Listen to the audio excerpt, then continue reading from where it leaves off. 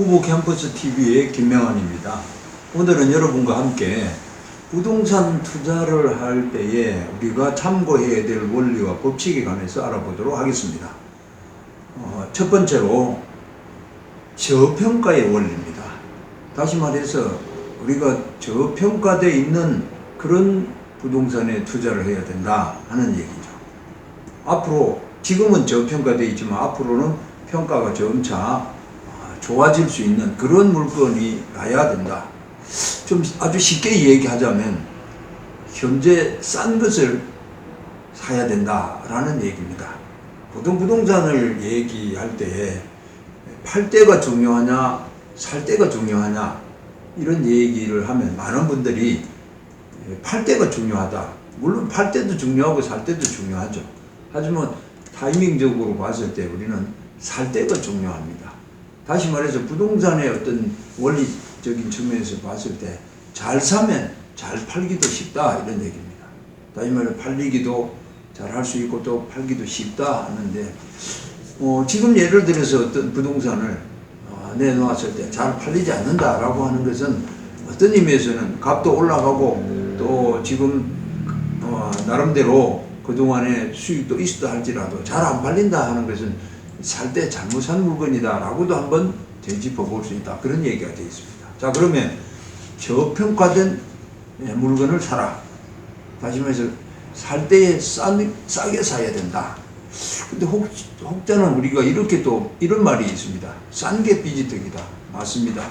여기서 저평가되어 있다는 것은 예를 들어서 2억의 가치가 있는데 지금은 1억 5천이다. 그런 얘기를 얘기하는 것이지 실제 한 1억 정도 가치밖에 없는 것이 지금 뭐 1억이다 라고 하는 것은 싼 게 될 수 없는 것이죠. 네, 마찬가지입니다. 그래서 저평가되어 있는 물건을 사야 된다. 투자를 해야 된다. 하는 얘기가 저평가의 원리다 하는 얘기입니다. 자, 그러면 이제 싼 물건은 어떤 것이 싼 물건이냐? 일상적으로 우리가 얘기할 때 급매 물건이다. 급히 자기가 돈을 황금하기 위해서 내놓을 때는 암만 해도 시중에 지금 현재 가격보다는 싸게 내놓을 수밖에 없다 이렇게 볼 수 있죠. 두 번째로는 경매 물건입니다. 경매는 최초 감정가에서 유찰이 되면 서울 전역에서는 20%가 한번 유찰을 될 때 낮아지는 것이고 서울을 제외한 나머지 지방 경매 부분에서는 30%씩 낮아집니다. 물론 경매 부분에 따라서는 20% 낮아지는 경우도 있고 30% 낮아지는 경우도 있습니다만 대부분이 30% 낮아지는 경매 부분이 많습니다. 30%가 두 번 유찰이 될 때는 49%가 됩니다. 다시 말해서 반값이 되니까 굉장히 싸지는 것이죠. 그래서 경매 물건에 대해서 매력을 느끼는 분들이 많은 것입니다. 그런데 이렇게 금매라든지 경매를 사실 때는 위선 값이 싸다 하는 것은 분명하지만 그 다음 우리가 챙겨봐야 될 것은 정말로 싼 것이냐. 다시 말해서 그 물건의 가치가 충분함에도 불구하고 다시 말해서 2억을 받아야 됨에도 불구하고 1억 5천이냐. 또 2억짜리 물건인데 지금 유찰이 되어서 1억 5천이 된 것이냐. 또 아니면 지금 1억 8천인데 앞으로 2억 5천 될 수 있는 그런 물건인 것인가. 이런 것은 보다 더 세밀하게 분석해 보아야 될 것입니다. 두 번째로는 지렛대의 원리입니다. 이 지렛대의 원리 또 혹은 레버리지의 원리다라고 하는 이건 무슨 얘기냐면 우리가 예를 들어서 큰 돌을 혼자서 이렇게 들 때는 잘 안 들릴 수 있습니다. 돌의 무게에 의해서. 그런데 거기에 지렛대를 넣어서 이렇게 들면 들린다. 이런 것을 우리는 지렛대에 올린다 이렇게 얘기하는데 쉽게 좀 풀어서 얘기하자면 지금 내가 5억 정도에 나가는 아파트를 구입하려고 합니다. 그런데 5억이라는 순수한 돈이 다 여유 자금으로 있지 않다는 얘기입니다. 그런 분들은 또 일반적으로 봤을 때 흔치 않다는 거죠. 그런데 내가 준비된 돈이 예를 들어서 한 3억 정도 2억에서 3억 정도 있다라고 할 때에 은행의 대출을 지금은 대출 비율이 많이 낮아졌습니다만은 규제가 있지 않을 때는 대체 아파트인 경우는 60% 그 감정가의 60% 정도가 대출이 됩니다. 그러면 5억인 경우는 6, 5, 3억 정도가 대출이 나오기 때문에 자기 준비할 자금은 2억이면 되는 것이죠. 이 3억을 우리는 지렛대다 이렇게 얘기합니다.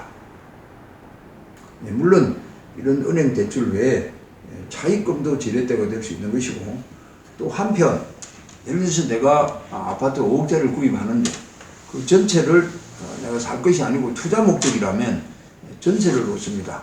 전세가 60% 정도 나와서 3억이다. 또 아니면 때로는 70% 되는 경우는 3억 5천 정도 되기 때문에 자기 돈은 1억 5천이면 되겠죠. 이런 것을 우리는 지렛대다 이렇게 얘기할 수 있습니다. 이런 지렛대를 잘 활용하면 투자를 하는데 훨씬 쉽고 또 투자를 지속적으로 해나갈 수 있다 하는 것을 알 수 있습니다. 한편 우리 이런 지렛대 원리의 연장선에서 어떤 경우에는 대출이 아주 많이 나온다든지 또는 전세보증금 비율이 높아서 자기 돈이 극히 적게 드는 경우가 있습니다. 다시 말해서 2억짜리 부동산인데 대출이 80% 나온다 그러면 1억 6천이 대출이 되는 것이고, 전세보증금이 80%다 그러면 역시 1억 6천이니까 자기 돈은 4천이면 되는 것이죠. 때로는 어떤 경우에는 전세 비율이 아주 높아서 90%다 그러면 자기 돈은 2천만 있으면 되는 것이죠. 이런 경우를 우리는 소위 말하면 갭 투자다 이렇게 얘기를 합니다. 그러나 전체적으로 보면 사실상 이런 지렛대 원리를 통해서 거의 투자를 하기 때문에 사실상 갭 투자가 아닌 것이 없죠. 거의. 어떤 분들은 이런 갭 투자를 대해서 투자가 아니고 이건 투기로 하는 것이다 라고 비난하는 분도 있는데, 우리는 그렇게 볼 것이 아니고 투자라는 순수한 그 경제적인 관점에서 바라봐야 될 것입니다. 다음으로 부동산 투자를 할 때에 우리는 대체 안전성, 수익성, 또 황금성의 원리를 또 그 법칙을 잘 숙지하고 투자를 해야 될 것입니다. 다시 말해서 안전한 부동산이냐, 또 아니면 수익성이 있는 충분한 시세 차익이나 또 월세 수익이나 이런 수익성이 있는 것이냐, 또 아니면 황금성, 다시 말해서 내가 돈이 현금이 필요할 때 현금화할 수 있도록 쉽게 현금화가 될 수 있는 것이냐 하는 그런 것을 고려해야 된다. 부동산인 경우에는 일반적으로 우리는 안전성 자산이다 이렇게 얘기합니다. 다시 말해서 땅 같은 경우에는 거의 뭡니까 감가상각이 되지 않는 것이고, 건물도 때로는 오래될수록 재건축이나 재개발 대상이 되면 오히려 값이 높아진다는 거죠. 그렇기 때문에 주식처럼 값이 떨어져서 휴지가 되는 그런 자산과는 달리 안전한 자산이다. 또 두 번째, 부동산인 경우에는 월세 수익이나 또 아니면 시세 차익을 통해서 수익성이 어느 정도 기대될 수 있다. 다만 이 수익성에 대해서는 좀 더 세밀하게 또 부동산 대상에 따라서 분석해 봐야 될 것이지만 어쨌거나 우리는 수익성이 있다. 또 나중에 내가 현금이 필요해서 매각을 했을 때 쉽게 매각이 될 수 있는 황금성이 있는 것이냐. 예를 들어서 대체로 아파트를 많은 사람들이 선호하는 이유가 이 안전성과 수익성과 이 황금성의 삼박자가 잘 조화되기 때문에 많은 사람들이 특히 경험적인 지식을 통해서 이런 것을 오랫동안 지금 3, 40년 동안 체험한 바기 때문에 이 아파트에 대한 선호도가 심리적으로 또 경험적으로 사람들이 투자의 물건으로서 선호도가 높다는 것을 알 수 있습니다. 참고로 평균 수익률에 대한 통계가 나와 있습니다. 잠시 소개하자면 아파트인 경우에는 평균 2에서 3%, 오피스텔은 4에서 6%, 도시형 원룸이나 도시형 생활주택인 경우는 5에서 8%, 상가인 경우는 9에서 10% 정도라는 것을 알 수 있습니다. 물론 이것은 평균 수익률이기 때문에 그 지역이나 또는 그 물건의 위치나 여기에 따라서 수익률이 다를 수 있습니다. 특히 상가인 경우에는 상권에 따라서 수익률이 높고 낮은 폭이 크다 하는 것을 알 수 있습니다. 그렇기 때문에 어디까지나 평균 수익률이기 때문에 참고할 수 있는 사항이라고 볼 수 있습니다. 자, 그러면 이제 우리가 부동산 투자를 하는 여러 가지 투자를 할 때 우리가 참고해야 될 법칙과 그 원리들을 중에서 하나 더 살펴본다면 접근성의 원리입니다.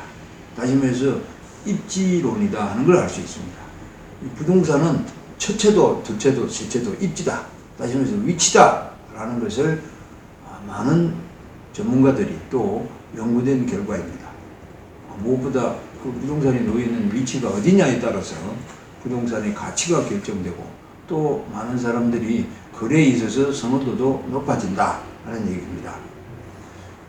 예를 들어서 서울에서의 가장 좋은 위치는 역시 강남이죠. 그렇기 때문에 강남에 대한 선호도와 가격이 높아진다 하는 것을 알 수 있을 것입니다. 또 서울 전역을 놓고 보면 강남이 아닌 다른 지역도 역시 위치에 따라서 입지에 따라서 크게 소위 말하면 마용성, 마포, 용산, 성동 이런 얘기가 나오고 또 여의도도 좋은 위치다 하는 그런 분석이 나온 이유가 모두 이 접근성 또는 입지론 또 위치 이런 것에 대한 원리를 얘기하는 것이 되겠습니다. 자, 그러면 우리 조금 더 위치에 대해서 살펴보자면 서울 전역을 놓고 살펴본다면 그 방향이 남쪽과 동쪽이다 하는 것을 알 수 있습니다. 다시 말해서 한강을 지나서 강남을 지나서 저 용인, 수원, 화성, 평택으로 가는 이런 경부선 라인, 남쪽 라인과 그 다음에 송파, 그 다음에 저 강동, 하남 이렇게 가는 동쪽 라인, 또 남쪽과 동쪽이 사이에 있는 이런 지역, 다시 말해서 그 분당이라든지 이런 지역, 위례나 하남 이런 지역을 우리는 가장 투자의 방향성에 있어서 위치에 있어서 중요한 위치다 이렇게 알 수 있습니다. 물론 이제 이런 위치적인 요소에서 가장 중요한 역할을 하는 것이 교통접근성입니다. 다시 말해서 지하철 노선이 여러 개가 이렇게 지나가는 트리플 역세권 이런 역세권이 좋은 위치라고 할 수 있습니다. 그런 측면에서 용산이나 또 강남이나 이런 것이 인기가 있고 또 좋은 위치라는 것을 알 수 있죠. 다음으로 우리가 서울 시내에서 마포나 용산이 그 다음에 성동이 좋은 위치다라고 하는 것은 주로 한강 조망권입니다. 다시 말해서 성동에 있어서 옥수동, 한남동 이런 것은 한강을 바라보고 한강 조망권 이런 것들이 또 그 위치에 있어서 접근성 외에도 덧붙여지는 가치라 하는 것을 알 수 있을 겁니다. 자, 이렇게 우리가 투자를 할 때에 그냥 막무가내로 묻지마 투자식으로 한다면 큰 효과를 얻기 어려울 것입니다. 이런 부동산 투자에 있어서 적용되는 원리와 법칙을 잘 숙지하시고 그런 것을 적용하고 또 그런 것을 활용해서 재테크를 하셔야 되는데, 정리를 해보자면 첫 번째로 저평가된 물건을 투자하라. 두 번째로는 지렛대를 활용하라. 세 번째는 안전성, 수익성, 황금성을 고려하라. 네 번째는 접근성, 위치성, 그 다음에 입지로 이런 것들을 고려하라. 이 네 가지를 오늘 말씀드리겠습니다. 다음 시간에 이어서 또 투자에 대한 얘기를 계속하고자 합니다. 대단히 감사합니다.